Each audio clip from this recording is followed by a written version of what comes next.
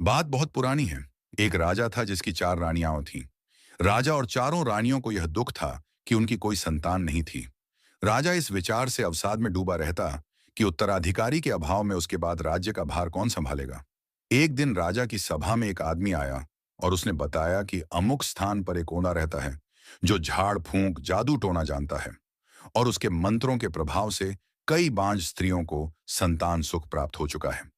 राजा को उस आदमी की बातों पर विश्वास तो नहीं हुआ, किंतु उसने सोचा कि उस ओझा से मिल लेने में कोई हानि भी तो नहीं है। यह विचार करके राजा अपने साथ कुछ सिपाहियों को लेकर ओझा से मिलने चल पड़ा। सघन वन के मध्य ओझा की झोपड़ी थी। राजा ने ओझा के पास पहुंचकर उसे अपनी समस्या बताई। राजन, आपकी चारों रानियां संतान उत्पन्न करने योग्य नहीं हैं, किंतु आपकी 5वीं रानी से आपको एक पुत्र की प्राप्ति होगी। वह पुत्र शूरवीर होगा और आपके राज्य के लिए एक योग्य शासक सिद्ध होगा। ओझा ने कहा, किंतु मेरी 5वीं रानी तो है ही नहीं। राजा ने कहा, आपको अभी लौटते समय वन में एक अनाथ बैगा युवती मिलेगी। आप उससे विवाह करिएगा। वही बैगा युवती आपकी रानी बनकर आपको उत्तराधिकारी प्रदान करेगी। ओझा ने कहा। राजा ने ओझा को प्रणाम किया और अपने महल की ओर लौट चला। रास्ते में उसे किसी युवती के रोने का स्वर सुनाई दिया। पता करो कि यह कौन रो रहा है। राजा ने अपने सिपाहियों को आदेश दिया। सिपाही ढूंढ खोज में लग गए। अंततः उन्हें एक युवती दिखाई दी जो एक पेड़ के नीचे बैठी रो रही थी। सिपाही उसे पकड़कर राजा के सामने ले आए। तुम कौन हो? यहां घने वन में क्यों रो रही हो? राजा ने उस युवती से पूछा। मैं एक अनाथ हूं। मैं अपने दूर के संबंधियों के साथ रहती थी, किंतु आज उन लोगों ने मुझे यहां वन में लाकर छोड़ दिया। अब मेरा इस दुनिया में अपना कहने वाला कोई नहीं है। इतना कहकर वह युवती पुण्य रोने लगी। क्या तुम बैगा हो? राजा ने युवती से पूछा। जी हाँ, किंतु आपने ये कैसे जाना? युवती को आश्चर्य हुआ। तुम इतनी सुंदर हो। इतनी सुंदर तो कोई बैगा युवती ही हो सकती है। तुम घबराओ नहीं। यदि तुमको स्वीकार हो तो मैं तुमसे विवाह करके तुम्हें अपनी रानी बनाना चाहता हूं। राजा ने उस युवती से कहा। राजा समझ गया था कि यह वही युवती है जिसके बारे में ओझा ने बताया था। युवती को भला क्या आपत्ति होती? हर युवती रानी बनना चाहती है। उस युवती ने भी सहर्ष स्वीकृति दे दी। राजा युवती को लेकर अपने महल लौट आया। उसी दिन उसने बैगा युवती से विवाह कर लिया और उसे अपनी 5वीं रानी बना लिया। वह युवती बैगा रानी कहलाने लगी। बैगा रानी के आने से शेष चारों रानियों को अच्छा नहीं लगा। वे बैगा रानी से चिढ़ने लगी। जब रानियों को पता चला कि बैगा रानी गर्भवती है, तो वे चिंतित हो उठीं। उन्हें लगा कि यदि बैगा रानी ने संतान को जन्म दिया, तो उन सब की अपेक्षा बैगा रानी का महत्व बढ़ जाएगा। जबकि राजा को बैगा रानी के गर्भवती होने का समाचार मिला, तो वह फूला नहीं समाया। उसे लगा कि ओझा का कथन अक्षरश सत्य हो रहा है। उसे अब अपना उत्तराधिकारी मिल जाएगा। चारों रानियों ने तय किया कि बैगा रानी की संतान को जीवित ही नहीं रहने देंगी और इस बात की भनक राजा को भी नहीं लगने देंगी कि बैगा रानी ने संतान को जन्म दिया है। षड्यंत्र रचकर चारों रानियां बैगा रानी की देखभाल का नाटक करने लगीं। संतान के जन्म का समय आया तो पहली रानी राजा के पास पहुंची। महाराज, अब वो शुभ घड़ी आ गई है जब इस राज्य को भावी राजा मिलेगा। ऐसे शुभ अवसर पर आपको महल से बाहर जाकर दीन दुखियों को दान दक्षिणा देनी चाहिए। पहली रानी ने कहा। तुम ठीक कहती हो। राजा को अपनी पहली रानी की बात उचित लगी। उसने अपने सेवकों को बुलाया और दान दक्षिणा देने महल से बाहर चला गया। चारों रानियां यही तो चाहती थीं कि बैगा रानी जब संतान को जन्म दे, उस समय राजा महल में न रहे। राजा के जाने के बाद दूसरी रानी बैगा रानी के पास पहुंची। बहन, हम चाहती हैं कि तुम्हारी संतान को जन्म लेते समय कोई कष्ट न हो, इसलिए तुम ऐसा करो कि धान के कोठे के छेद में अपना सिर डालकर बैठ जाओ। इससे तुम्हारी संतान स्वस्थ रहेगी। दूसरी रानी ने बैगा रानी से कहा। बैगा रानी थी भोली, और फिर भला कौन सी माँ ऐसी होगी जो अपनी संतान का भला न चाहेगी। बैगा रानी ने दूसरी रानी की बात मान ली और धान के कोठे के छेद में अपना सिर डालकर बैठ गई। जैसे ही बैगा रानी बैठी, वैसे ही उसकी कोख में हलचल हुई और संतान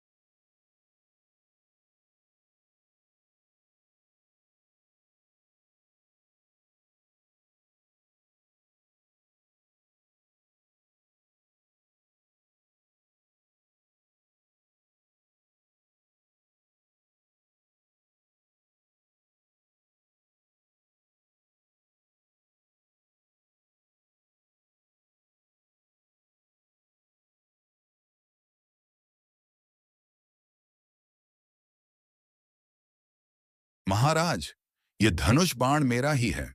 मैं अभी इसे चलाकर यह बात सिद्ध कर दूंगा, किंतु मुझे किसी इनाम की लालसा नहीं है। यदि आप मुझे इनाम के रूप में कुछ देना ही चाहते हो, तो मुझे न्याय दीजिएगा। बैगा राजकुमार ने कहा। न्याय? यह कैसा इनाम मांग रहे हो युवक? राजा ने चकित होकर कहा। पहले आप मेरा धनुष बाण चलाना देख लें, फिर मैं अपनी बात स्पष्ट कर दूंगा। बैगा राजकुमार ने कहा और धनुष पर बाण चढ़ाकर प्रत्यंचा खींचकर बाण चला दिया। बाण गर्जन ध्वनि करता हुआ आकाश की ओर उठा और फिर बादलों को भेदता हुआ वापस आकर उन दोनों सिपाहियों के सिरों को भेदता हुआ निकल गया जो बैगा राजकुमार को मारने वाले थे। यह दृश्य देखकर चारों रानियां डर गईं, जबकि राजा बैगा राजकुमार का कौशल देखकर अभिभूत हो उठा। मांगो युवक, जो भी मांगना चाहते हो वह मांगो। राजा ने बैगा राजकुमार से कहा। महाराज, मुझे अपनी मां के लिए न्याय चाहिए। बैगा राजकुमार ने कहा। न्याय अवश्य मिलेगा युवक। तुम्हारी मां कहाँ है? मैं स्वयं उस माता का सम्मान करना चाहूंगा जिसने तुम जैसी वीर संतान को जन्म दिया। राजा ने कहा। महाराज, यही तो न्याय और अन्याय की बात है कि मेरी मां ने मुझे जन्म दिया, किंतु आपकी चारों रानियों ने आपसे यह कह दिया कि मेरी मां ने एक पत्थर को जन्म दिया है। बैगा राजकुमार ने कहा। क्या? राजा ने चकित होकर रानियों की ओर देखा। रानियां समझ गई कि अब उनका भेद छिपा नहीं रह सकता है। उसी समय शेरनी अपने शेर पुत्रों के साथ वहां आ गई और उन्होंने रानियों को घेर लिया। भय से थरथर कांपती रानियों ने राजा के सामने सच्चाई उगल दी। राजा ने अपनी चारों रानियों की करतूत के बारे में सुना तो वह अवाक रह गया। इन चारों रानियों के सिर मुंडाकर इन्हें हमारे राज्य से बाहर निकाल दो। राजा ने सिपाहियों को आदेश दिया। सिपाहियों ने रानियों को बंदी बना लिया और उनके सिर मूंडकर उन्हें राज्य से बाहर कराए। इसके बाद राजा ने अपनी पांचवी रानी अर्थात बैगा राजकुमार की मां की खोज में सिपाही दौड़ा दिया। दूसरे दिन पांचवी रानी एक घने जंगल में मिल गई, जहां वह झोपड़ी बनाकर रह रही थी। पुत्र, मैंने अपनी रानियों के बहकावे में आकर तुम्हारी मां के साथ घोर अन्याय किया, अतः एक अन्यायी राजा को राजा बने रहने का कोई अधिकार नहीं है। आज से मैं तुम्हें राजा घोषित करता हूं। राजा ने बैगा राजकुमार को अपनी राज सिंहासन सौंपते हुए कहा। इस प्रकार बैगा राजकुमार बैगा राजा बन गया। एक दिन राजा ने बैगा राजा ने पूछा कि यह सच्चाई उसे कैसे पता चली थी। इस पर बैगा राजा ने बताया कि यह बात उसे उसकी शेरनी मां ने बताई थी, किंतु यह भी समझाया था कि उचित समय आने पर ही मैं इस बात को प्रकट करूं जिससे आपको विश्वास हो सके। यह सुनकर राजा बहुत प्रसन्न हुआ। उसने शेरनी और उसके पुत्रों को धन्यवाद दिया। बैगा राजा ने भी अपनी शेरनी मां और शेर भाइयों की सुरक्षा के लिए उस जंगल में शिकार करने की मनाही करा दी जहां वे लोग रहते थे। इसके बाद बैगा राजा न्यायपूर्वक राज्य करने लगा।